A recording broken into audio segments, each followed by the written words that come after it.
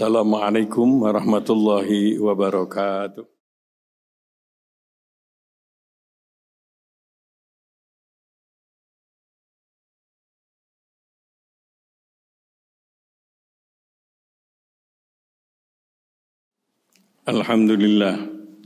Alhamdulillahi dzil jalali wal ikram wa syari'il halali wal haram wa muayyidil ahkam bil ahkam wa syara'a lana as-salata waz zakata wal hajja was siyam.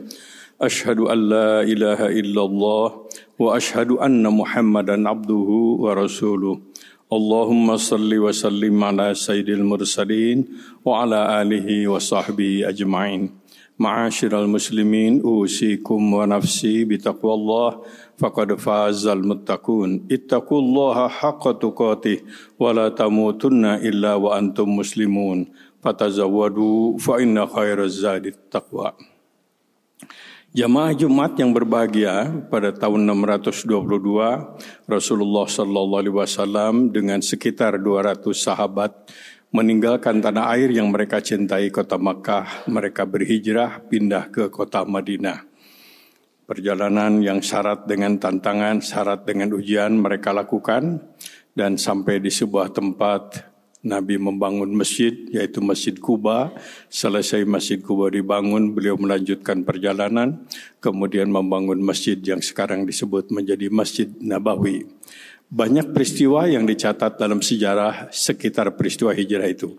Ada salah satu yang menarik, barangkali baik kita renungkan kembali. Waktu itu tersiar sebuah berita, ada seorang pria yang hijrah dari kota Mekah ke kota Madinah, tapi dia hijrah bukan karena mengikuti jejak langkah Rasul, ia hijrah karena mengejar seorang wanita, yaitu mengejar seorang wanita yang menjadi tunangannya.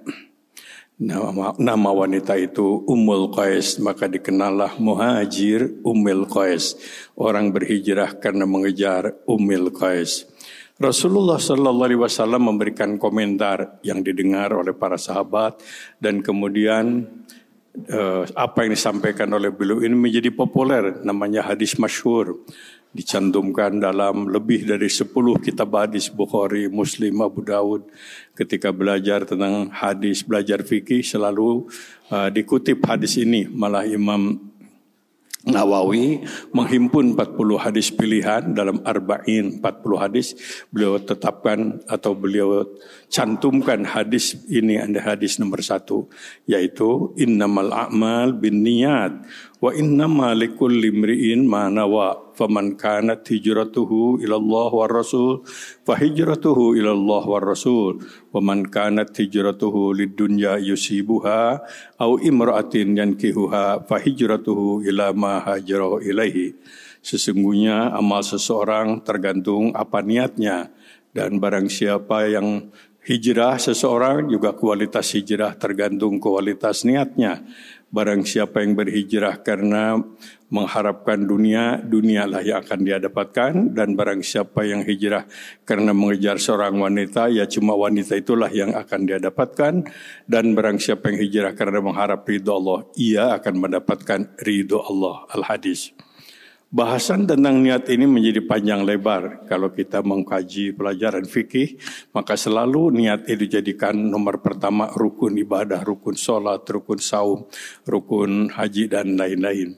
Dan kalau kita berbicara tentang salah satu disiplin dalam ilmu Islam, namanya ilmu usul fikih, prinsip-prinsip berijtihad, niat ini juga bisa jadi menentukan status hukum sesuatu perbuatan yang oleh Quran dan hadis tidak ditetapkan hukumnya. Dan ketika kita berbicara tentang amal yang baik yang sering dibahas dalam akhlak atau tasawuf, niat ini menjadi juga dibahas panjang lebar karena niat menentukan kualitas amal seseorang. Yang pertama, niat yang biasa dibahas dalam fikih dijadikan rukun pertama dari ibadah. Rukun pertama sholat itu adalah niat, rukun pertama saum itu adalah niat. Niat di sini adalah pilihan seseorang yang melaksanakan ibadah untuk melakukan ibadah jenis apa. Kalau jam 5 pagi kita melakukan sholat 2 rakaat, maka bisa macam-macam. Bisa sholat syukur wudu, bisa tahiyatul masjid, bisa istikharah, bisa qobliyah subuh, bisa sholat subuh. Yang menentukannya adalah getaran hati kita ketika kita bertakbir. Ketika kita mengeluarkan uang diberikan kepada seseorang, maka itu pun bisa macam-macam tergantung niat. Apa niat wakaf, maka harus disalurkan kepada benda yang sifatnya permanen. Kalau fidyah mesti konsumtif atau mungkin juga kifarat atau bentuk-bentuk pemberian lainnya. Jumlahnya bisa sama, tapi yang menentukan adalah niat. Begitu juga saum, apakah saum qadha atau saum kifarat atau saum nazar atau saum sunat. Yang menentukan adalah getaran batin ketika memulai saum. Semua niat itu dalam kajian fikih adalah merupakan amalan hati. Walaupun kemudian ada proses belajar dengan talafut berlisan, kecuali dalam ibadah haji dan umroh. Niat ketika akan ibadah haji dan umroh itu justru harus dinyatakan di sebuah tempat yang namanya miqat. Bisa di Yulamlam, kalau kita berangkat melalui Yaman, bisa Qarnul Manazil, bisa Zulhulaifah kalau dari Makkah, bahkan ada yang di atas pesawat, ada di airport Jeddah. Apa yang akan kita lakukan? Diucapkan, labbaik Allahumma umrotan, berarti kita niat mau umroh. Kalau itu dilakukan di musim haji, berarti kita akan melaksanakan haji tamattu, yaitu kita umroh dulu, nanti tanggal 8 mulai niat lagi, labbaik Allahumma hajjan. Tapi kalau di musim haji seorang di mikot itu sudah menyatakan labbaik Allahumma hajjan, berarti dia tidak akan umroh lagi kecuali selesai haji. Namanya ifrad. Atau seorang mengatakan labbaik Allahumma hajjan wa umratan. Saya niat haji dan umroh, berarti dia melaksanakan haji qiran dengan syarat membawa hewan kurban dari negerinya sendiri. Ini diucapkan hanya dalam ibadah haji. Tentu ada faktor niat getaran batin pilihan itu. Jemaah Jumat yang berbahagia, yang penting untuk kita selalu ingatkan dan kita mantapkan, kita hayati, yaitu niat menentukan kualitas amal kita. Semua amal yang kita lakukan, baik hablum minallah atau hablum minnas, kualitasnya banyak ditentukan oleh amalan kita, oleh niat kita, yaitu getaran batin kita. Tertinggi itu adalah mengharap ridho Allah, itu yang disebut ikhlas. Maka sering di dalam salah satu ucapan diambil dari Quran, ada yang memilihnya menjadi salah satu doa iftitah. Inna sholati wa nusuki wa mahyaya wa mamati lillahi rabbil alamin. Itu melambangkan ucapan keikhlasan, solatku, ibadahku, hidupku, matiku hanyalah untuk Allah. Islam mengajarkan semua apa yang kita lakukan itu harus dilakukan dengan ikhlas, semata-mata mengharap ridho Allah Subhanahu wa taala. Rasulullah sallallahu alaihi wasallam menyampaikan, inna akhwafa ma akhafu alaikum asyirkul asgar. Ada sesuatu yang paling saya takutkan menimpa menjadi penyakit umatku di akhir zaman. Penyakit itu adalah musyrik kecil, kata Nabi. Para sahabat bertanya, ya Rasulullah, yang dimaksud musyrik kecil itu apa? Beliau menjawab, ar-riya, yaitu melaksanakan kebaikan tapi ingin dapat pujian dari manusia. Ingin popularitas, ingin mendapatkan sesuatu dari Allah. Dan Nabi menyatakan, ini yang paling saya khawatirkan kepada umatku. Mereka merasa beramal, mereka merasa rajin, mereka merasa soleh, tapi ternyata tidak ada pahala karena getaran batinnya ketika memilih ibadah, itu dia mengharap sesuatu dari manusia. Oleh karena itulah, baik sekali kita selalu merenung tentang apa yang kita lakukan. Rugilah kita kalau kita rajin melakukan sholat, tetapi ternyata dalam hati kita inginan untuk mendapatkan penghargaan dari manusia. Rugilah kita bersedekah, berinfak yang jumlahnya besar tapi kosong dalam nilai ibadah. Kenapa? Karena ada keinginan mendapatkan penghargaan dari manusia. Ini memang sesuatu yang sulit, tetapi kita diperintahkan oleh agama hati-hati dengan keikhlasan. Nabi menyatakan fatuba lil mukhlisin, fatuba lil mukhlisin. Bahagialah umatku yang selalu ikhlas. Mungkin mereka mengamalkan tidak banyak, tapi mereka ikhlas. Semuanya ada nilainya dan ada hasilnya di akhirat nanti. Dan kalau kita ikhlas melakukan sesuatu amal, bukan berarti bahwa kita tidak akan dapat hasil di dunia. Keikhlasan itu membuahkan hasil dunia dan akhirat. ketidakikhlasan. Mungkin kita dapatkan hasil di dunia sebagaimana yang kita harapkan, tapi kosong di akhirat. Begitulah agama mengajarkan kepada kita. Ada satu kisah di zaman Nabi, yaitu ketika terjadi ada seorang yang meninggal dunia gugur di medan juang. Lantas para sahabat menyatakan dukungan, memberi komentar dia syahid, mati syahid. Tapi Nabi waktu itu mengatakan, kalau kalian ingin tahu orang yang mati konyol inilah, mati di medan juang. Para sahabat tentu saja ingin tahu apa ini. Orang gugur di medan pertempuran jelas meninggal dunia, tapi dia adalah tidak gugur sebagai syuhada, malah mati konyol. Selidik punya selidik, ternyata orang itu berangkat ke medan pertempuran bukan karena panggilan untuk berjihad dan berjuang. Ia rupanya ada janji dengan calon mertuanya, yaitu untuk supaya diterima pinangannya, ia berangkat ke medan juang. Ketika dia berperang, kemudian dia dengan beraninya melawan lawan, tetapi dia terkena tusukan lawan, dia nggak bisa sabar dengan tusukan itu. Akhirnya dia sendiri melakukan bunuh diri, menusukkan pedangnya itu kepada badannya. Dan para sahabat pada waktu itu menyampaikan sebuah cerita yang tentang betapa pentingnya keikhlasan. Karena tidak ikhlas, maka iblis dan setan menjadi masuk. Perbuatan menjadi tidak nyaman, perbuatan menjadi tidak berpahala. Jemaah yang berbahagia, ikhlas sudah terlampau sering kita dengar, tapi kita merasa sering-sering keikhlasan itu adalah sesuatu yang sulit. Sebagai manusia, ada kalanya kita ingin populer, ingin dapat pujian, ingin mendapat penghargaan, bahkan ingin kedudukan, ataupun ingin kekayaan. Kita perlu hati-hati. Kalau ibadah kita ingin mendapatkan nilai dari sisi Allah, maka kita harus melakukan keikhlasan. Ucapan inna salati wa nusuki wa mahyaya wa mamati lillahi rabbil alamin. Salatku, hidupku, ibadahku, hidupku, matiku hanyalah untuk Allah. Mudah diucapkan, sering-sering sulit diamalkan. Oleh karena itu perlu ada yang disebut melatih diri kita untuk selalu segera istighfar, segera banyak menyerah diri kepada Allah. Wirid-wirid yang diajarkan oleh Rasul kepada kita tidak sederhana sebagaimana yang kita ucapkan, tapi di dalamnya sebetulnya ada pelajaran untuk membangun keikhlasan. Ketika memulai sebuah perbuatan yang baik, kita dengan ikhlas menyatakan bismillah atas nama Allah, bukan atas nama yang lain. Maka apa yang kita lakukan menjadi ibadah. Ketika sukses kita juga tidak menepuk dada, tidak bangga, tapi kita katakan alhamdulillah, segala puji hanya untuk Allah. Ini adalah bagian daripada riyadhah, keikhlasan dalam beramal.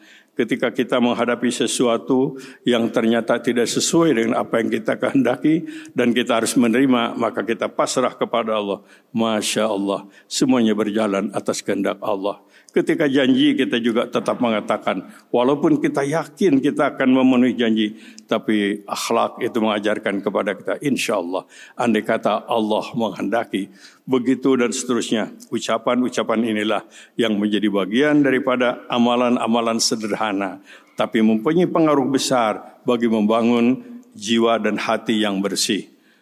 Orang-orang soleh dan memang dianjurkan oleh Rasulullah SAW membiasakan membaca kalimat-kalimat itu sebagai bagian dari wirid rutin beliau. Rasulullah SAW pernah mendapatkan sebuah kesuksesan yang luar biasa, yaitu pada waktu proklamasi kota Makkah. Orang-orang yang semula memusuhi Nabi, memerangi Nabi, yang mengusir Nabi, membenci Nabi, pada satu saat mereka serempak bertekuk lutut menjadi pengikut Nabi. Quran menyebutkannya afwaja, berbondong-bondong menyatakan diri masuk Islam.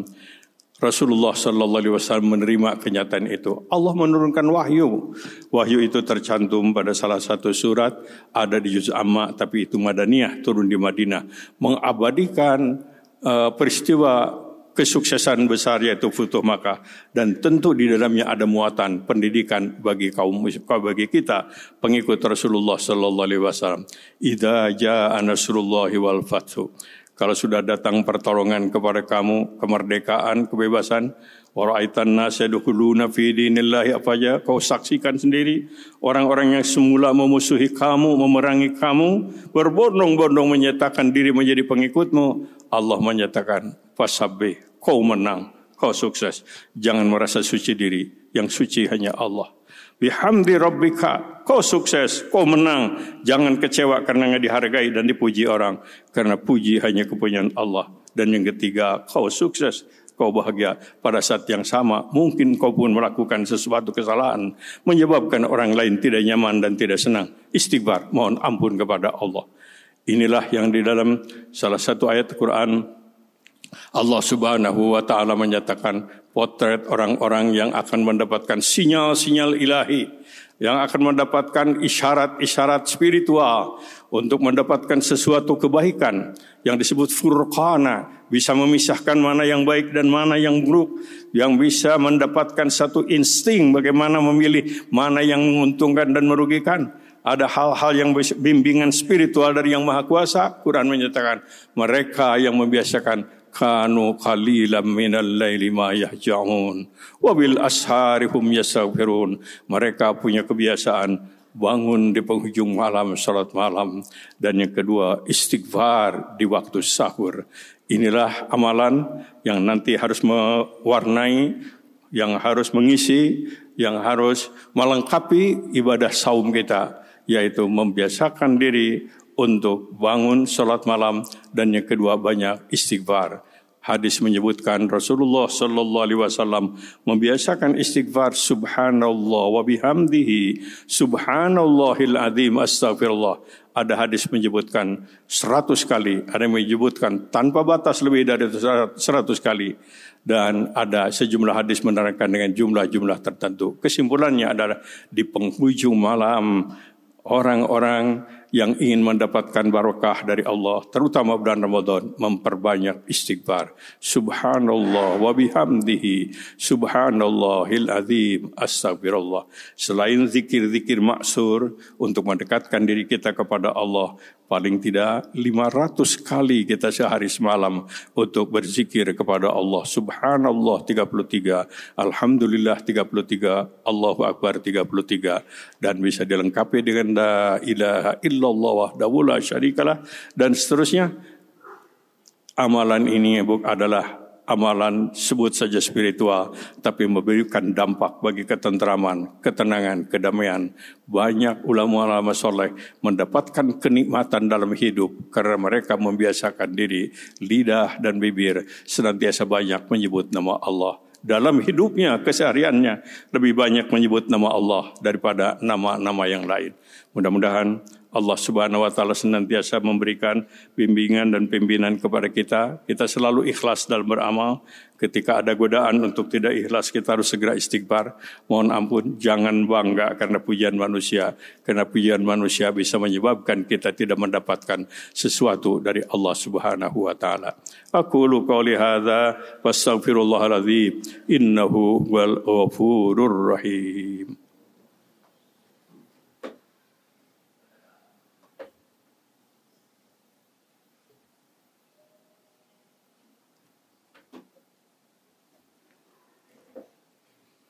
Alhamdulillah. Alhamdulillahi Rabbil Alamin Ar-Rahmanir Rahim Maliki Yaumiddin. Ashhadu an la ilaha illallah wa ashhadu anna Muhammadan abduhu wa rasuluh. Allahumma salli wa sallim ala sayyidil mursalin wa ala alihi wa sahbihi ajma'in. Ma'asyiral muslimin, usikum wa nafsi bitaqwallah faqad fazal muttaqun. Ittaqullaha haqqa tuqatih wa la tamutunna illa wa antum muslimun. Fatazawwadu fa inna khairaz zadi taqwa. Inna akramakum indallahi atqakum. Jamaah Jumat yang berbahagia, kita sudah sampai di bulan Sya'ban. Bulan Sya'ban harus kita jadikan sebagai bulan persiapan untuk mengisi dan memakmurkan bulan Ramadan.